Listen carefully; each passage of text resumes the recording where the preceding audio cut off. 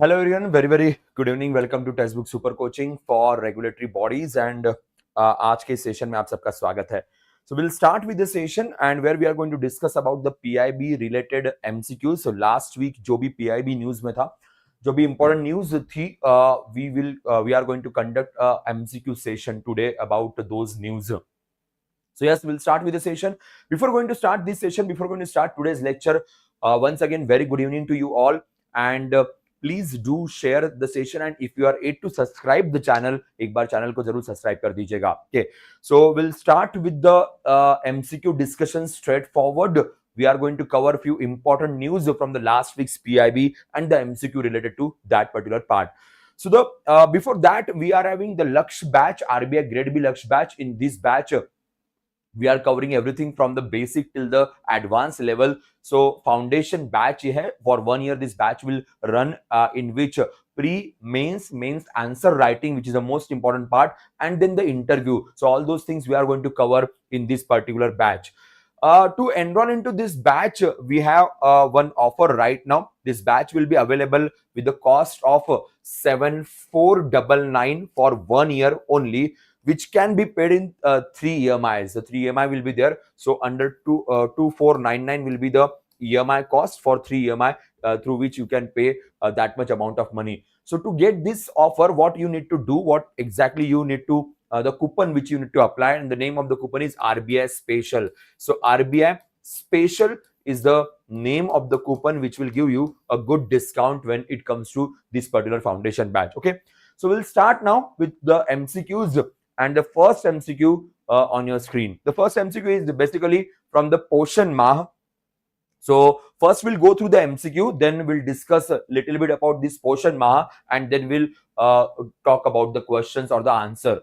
The 7th edition of Rashtriya Poshan Mah 2021 focus on several critical themes aimed at improving nutrition outcomes across India.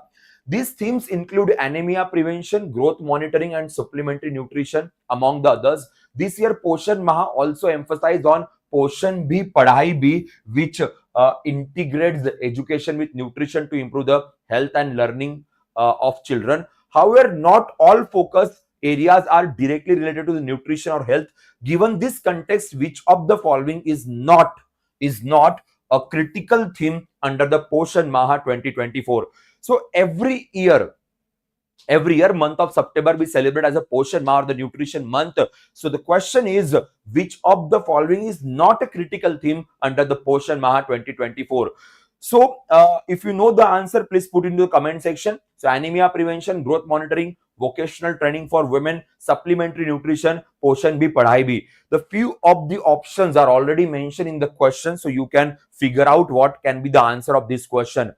So first of all, we'll talk about this Poshan Mah. First of all, we'll discuss about the Poshan Mah. It was started since 2018. So since 2018, Government of India started celebrating, started this month celebration called as a Poshan Mah. The focus is on the nutritional value of the country, about the awareness in this country, especially women and child development. That's why the Women and Child Development Ministry is having the whole responsibility of this Poshan Mah. So Annapurna Devi, right now the minister of this. So we are focusing on over 100 crore nutritional centric sensation activities have been reported during this campaign, which is mentioned by the Government of India.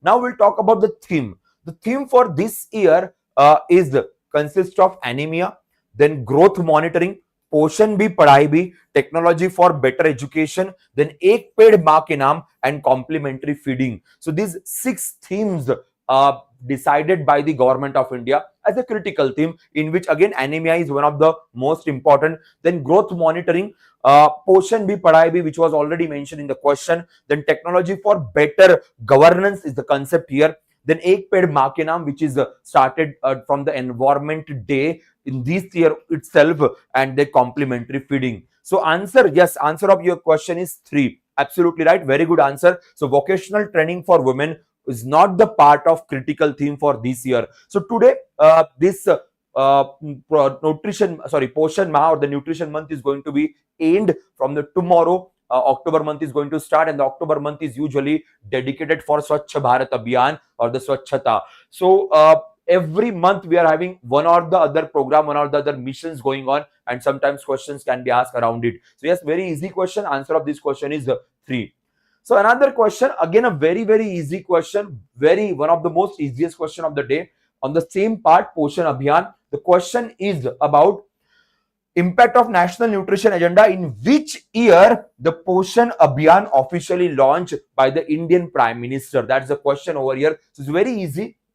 The few pointers which are also mentioned over here: the children under 6 years of age, adolescent girls, pregnant women, and lactating mothers, they are the majorly focused under Poshan. Poshan's full form is Prime Minister's overreaching scheme for holistic nutrition. So that can be the another question for the exam point of view. So answer of this question is very easy, but obviously we discussed just now. So in 2018 we decided to celebrate the Poshan Maha.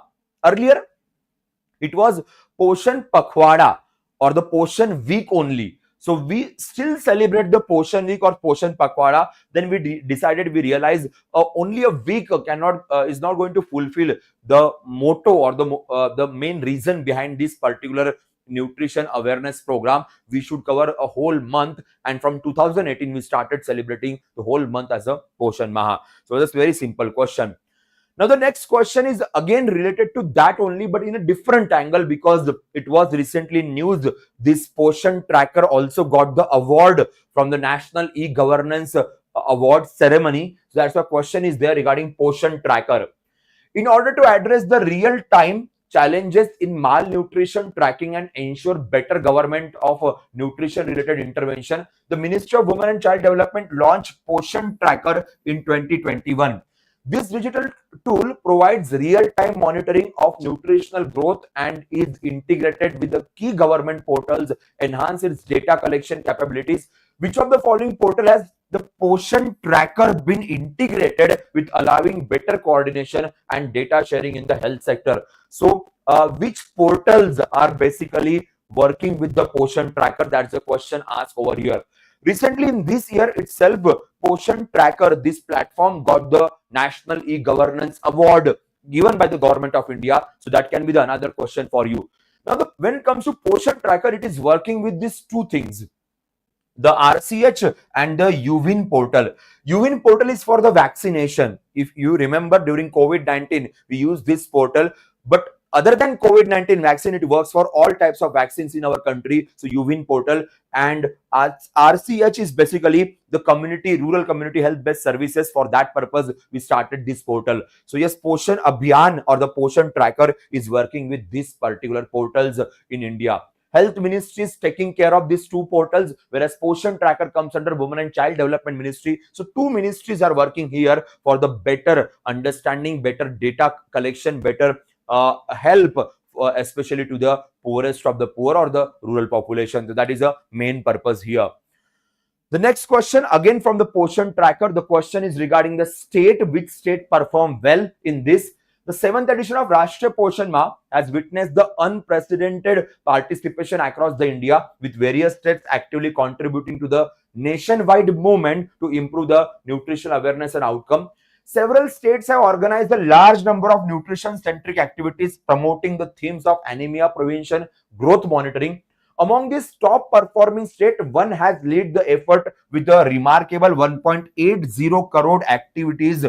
Considering this data, which of the following state has organized highest number of activities as a part of Poshan Maha 2024? So state-oriented question, and answer of this question is state of Maharashtra. They organize the highest number of programs. Like I mentioned earlier, the whole focus of this is that we need to organize more and more programs for the awareness point of view. Obviously, central states are working together. This whole campaign, whole program is created by Women and Child Development Ministry, but obviously will be implemented with the help of state government. So Maharashtra is at the top this year with the organizing different functions under the Poshan Abhiyan.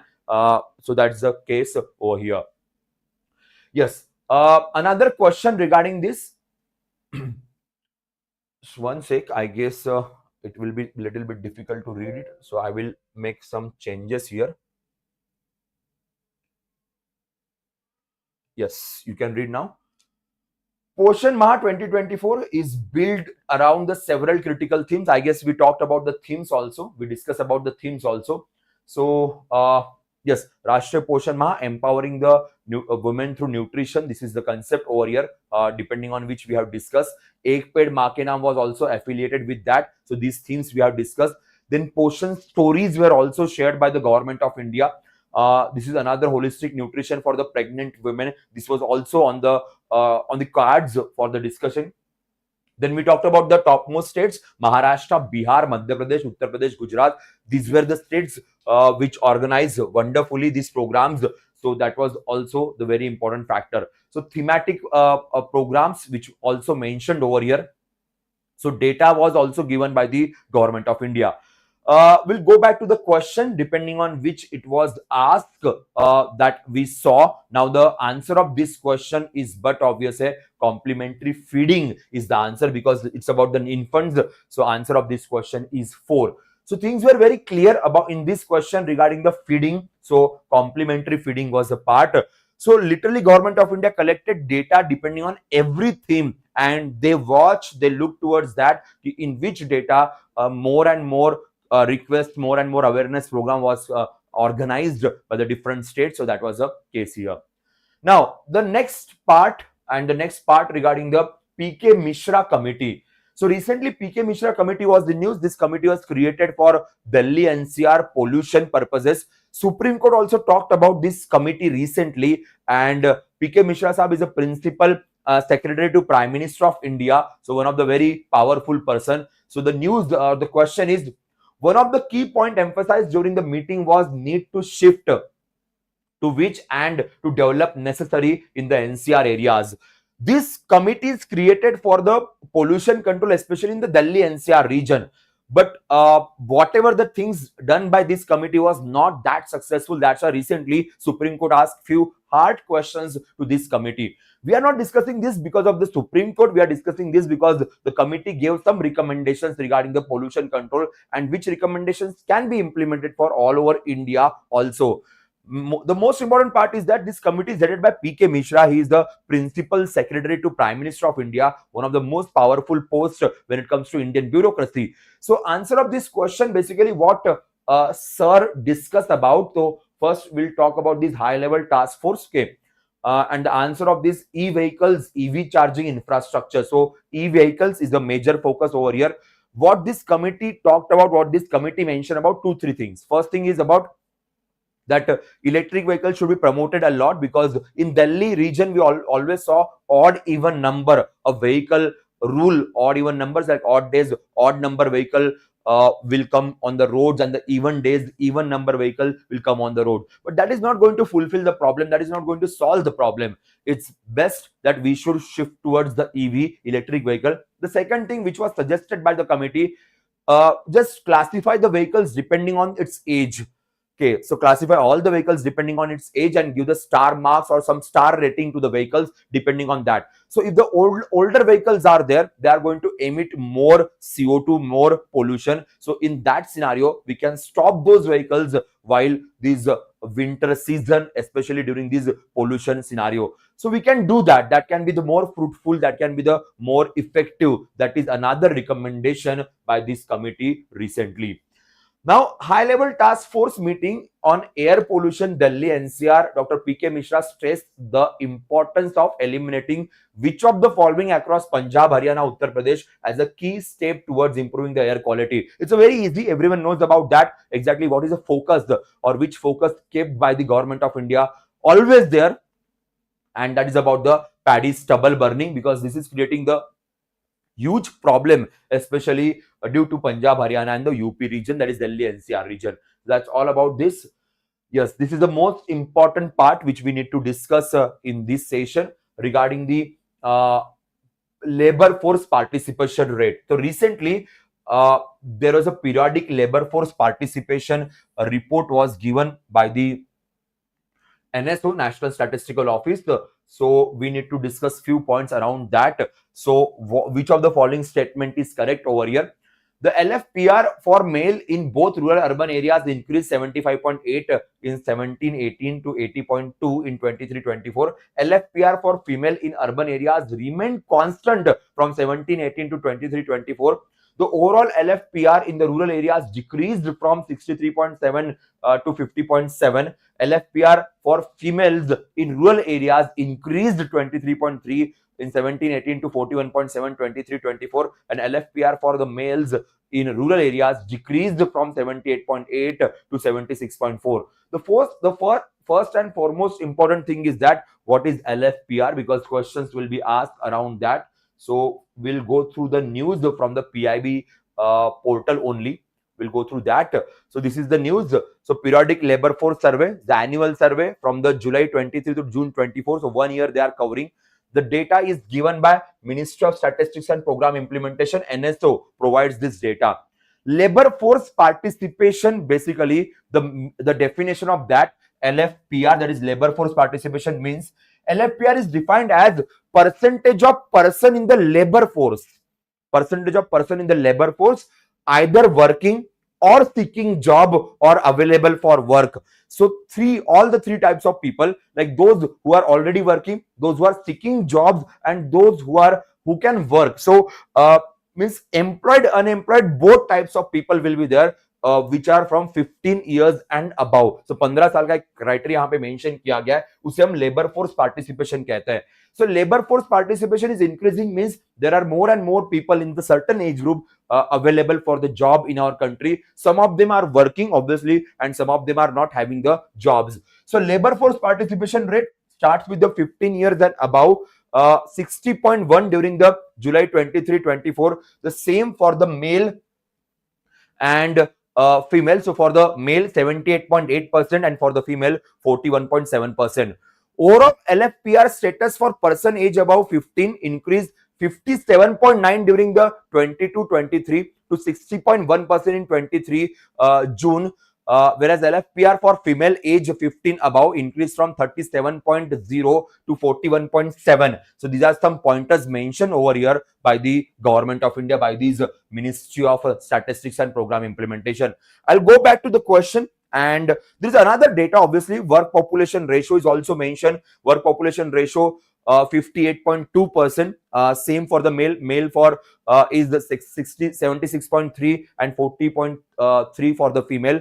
Then unemployment rate is 3.2%. There is a decrease in unemployment rate when it comes to male, whereas increase in unemployment rate when it comes to female. So these are some pointers mentioned over here by the government of India. These are really very important pointers because questions definitely are going to ask. So यही वो सारे pointers है जिसके ऊपर अभी हमने बात की है. Yes, so question answer is LFPR for female in rural areas increased from 23.3% in 17-18 to 41.7% in 23-24. Next question. Consider the trends in the PLFS 23-24 report. Which of the following correctly describe the population ratio, worker population ratio, a person 15 to above? So that is another question which is there for you. Same. Of course, the whole data is mentioned over here. So worker population ratio they talked about. So 15 years about 58.2% in July 23-24. Same male and female same है, जैसे last year जो last data कह रहा था उसी के हिसाब से same रहेगा 76.3 and 40.3%. So I will go back to the question, and the answer of this particular question is WPR for male in rural areas increased from 71.2 17-18 to 76.3 23-24. These questions are obviously number oriented questions, so you need to much focus on the numbers. There is no excuse to remember these other than remembering these numbers. So थोड़ा सा वहां पे ध्यान देना जरूरी रहेगा. Another question regarding the unemployment rate. Unemployment rate is a little bit stagnant in India if compared to the last report. A little bit stagnant, but when it comes to the male, unemployment ratio decreased marginally. When it comes to female, unemployment rate increased significantly. So that is a more worried issue over here. So they ask about the correct statement regarding unemployment rate. So answer of this question is overall you are in the rural area dropped from 5.3% 17-18 to 2.5% in 23-24. Under unemployment rate, the best performing state is Haryana. There's a huge drop in the unemployment rate when it comes to Haryana. Last time it was 9.2%, around 9.2%. It's went reduced to 3.4%. But the states like Kerala, Goa, as well as the UT of Lakshadweep, they are showing the higher rate of unemployment. Just surprisingly, more than 7% unemployment rate in Kerala. Same for the Goa, whereas 11%, more than 11% unemployment rate is in Lakshadweep, which is highest in our country. So Haryana, Tamil Nadu, they are performing really well. A sharp drop in the unemployment rate when it comes to these two states. Whereas Madhya Pradesh is the only state having less than 1% unemployment rate. That is also very encouraging and very positive point. So that question can be asked in the exam. Yes. Periodic labor force survey primarily aim to achieve as mentioned in 23-24 report. So PLFS का main purpose क्या है? What they literally want to achieve over here? That's the question asked. So we'll go through the options first. To estimate employment and unemployment indicators in urban areas every 10 years, to produce price level indices for both rural and urban areas, to estimate the key employment and unemployment indicators, both usual status and current weekly status for both rural urban areas annually, to calculate inflation trends across the different sectors of the urban areas, to estimate worker population ratio exclusively in the rural areas. So answer of this question is basically 3, because whenever we read the report, they talked about this usual status as well as the current weekly status. So these are the major factors when it comes to any kind of data under this particular survey. The next question again from the PLFS. So data collection and sampling, which of the following is accurate, which things are accurate under this particular report. So we'll go through the 5 pointers. The rotational panel sampling design was used in the rural areas with 75% FSUs matched between consecutive visits. The total of 12,800 FSUs were surveyed with the largest number of FSUs in the urban blocks. The rural areas, no revisit has conducted, and samples for each stratum were drawn randomly in 2 independent subsamples. Urban samples were collected exclusively in the form of 4 independent subsamples, and the PLFS included data 1 on persons below the age of 15 and estimated child labor trends.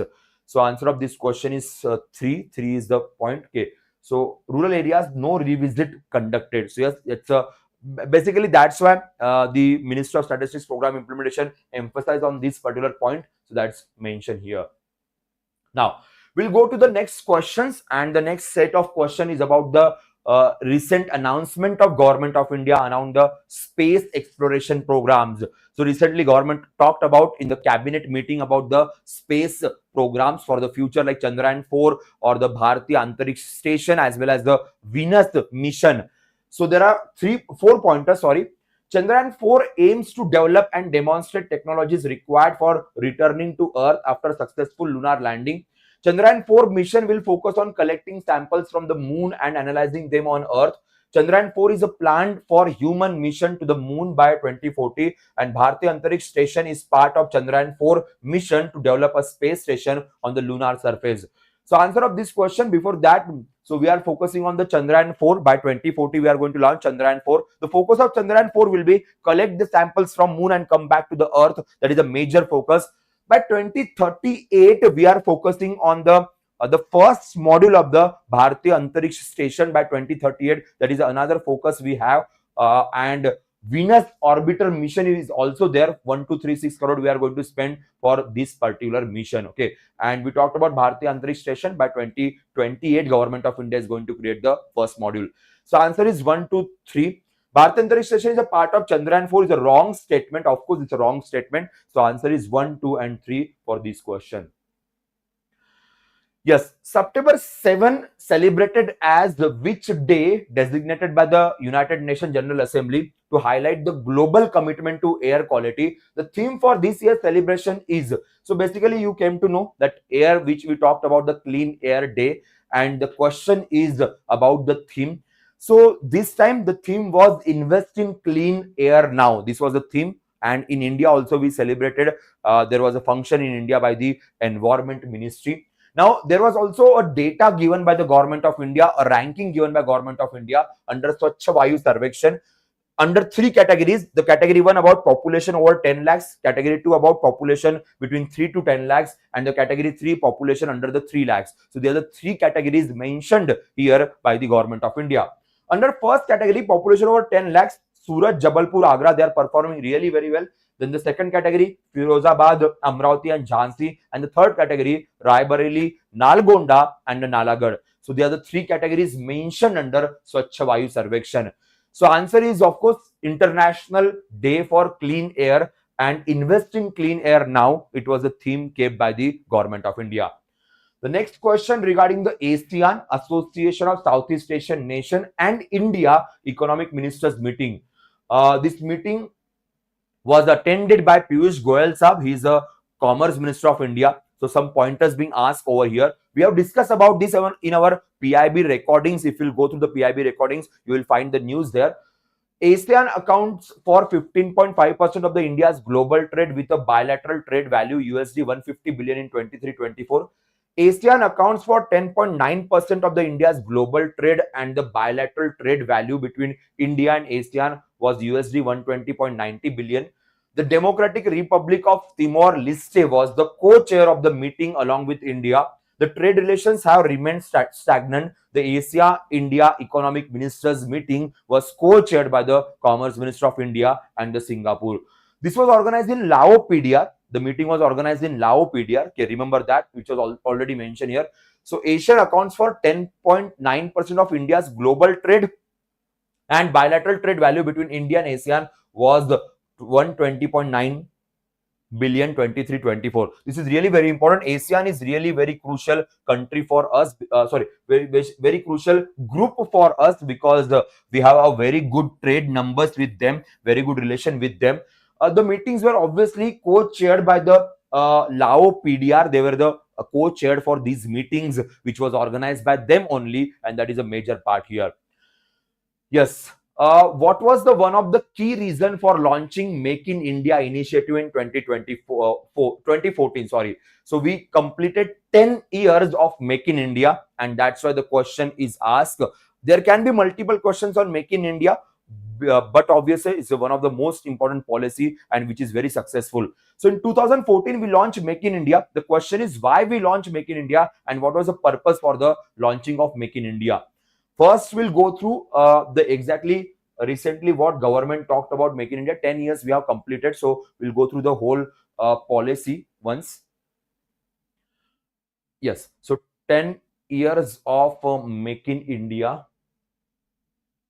Of course, organized by the Commerce Ministry. Commerce Ministry was the responsible for this scheme. In 2014, 25th of September, we have launched this particular scheme, and which was launched by Government of India. Completed 10 years. Let's go through the important factors. So one of the important factor is that under Make in India, 27 sectors focused by the Government of India. 27 sectors focused by the Government of India. So this can be the question. The 27 sectors are divided into, some are the manufacturing sectors, some of them are the service sectors. The names were also mentioned by the government. Now, pillars of Make in India. The first pillar is called as the new process. The second pillar is called as a new infrastructure. Third is called as a new sector. And the fourth is called as a new mindset. So under these four pillars, we are working with the Make in India. Now, Make in India consists of some sub things which are useful to make Make in India more successful. For example, production link incentive scheme, 14 sectors are there. Then semiconductor ecosystem, recently 5 semiconductor units we talked about. Then PM Gati Shakti, logistic policy, industrial corridor development program, Startup India, tax reforms, and the unified payment interface, that is UPI. So these things are responsible to make it more successful, and that's the point mentioned here by the Government of India. So that's all. We'll go to the question again. We'll go back to the question. So question was why we have launched Make in India in 2014 with the focus of sharp decline in India's economic growth. Okay, so that's why we launched this, so that there should be a proper growth, and we achieved that growth over the period of time. These were few questions which we have discussed in this session. So I will stop here. We are conducting a daily current affairs session at 9 a.m. on our YouTube platform, the same platform, 9 a.m. every day from Monday till the Saturday. So please do join those sessions. The another thing is that we are also covering our master classes are there. Master classes में हम लोग normally daily basis पे MCQs discuss करते हैं, and that master class is at 11:30 to 12 at our on our platform, basically on the Testbook Super Coaching platform. So you can also join those batches. So that's all, guys, from my side for the day. We'll see you in the next session, and we'll provide this PDF in our Telegram channel. So bye bye, take care.